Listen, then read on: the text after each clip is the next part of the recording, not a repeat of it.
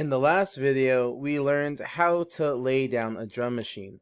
In this video, we're going to learn how to add sounds and then how to add beats to our drum machine. Let's go. So once you have your drum machine laid down, I like to click that so I have more options. Then up here, I go to samples. Then I like to go to this half arrow. Once I'm here, now I want to start looking for sounds. The first sound I want to add is a kick drum. So I'm going to click that search bar and type in kick. Now I can look and listen to all of the different drum patterns that I have here. Find one that you like. Once you find one you like, click it, then drag and drop it into the drum machine. I want your kick drum to be the very top drum. There. Next, clear out your search bar, type in snare. Again, find the snare sound you like,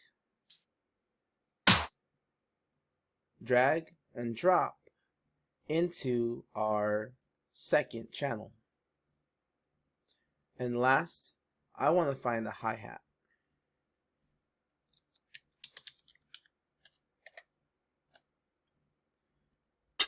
So find one that you like, drag and drop into the third channel. And now we have three. We have a kick drum on top, snare drum in the middle, and hi-hat and the third. Now what I want you to do is for your kick drum track, on box 1 and box 9. Click the box to add the light, and now we should have the sound. Then for your snare line, on box 5 and box 13.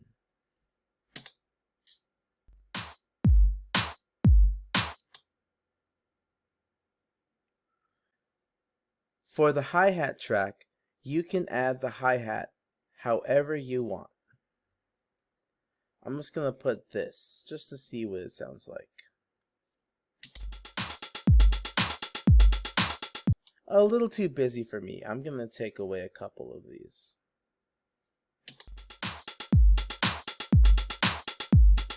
I like that a lot better.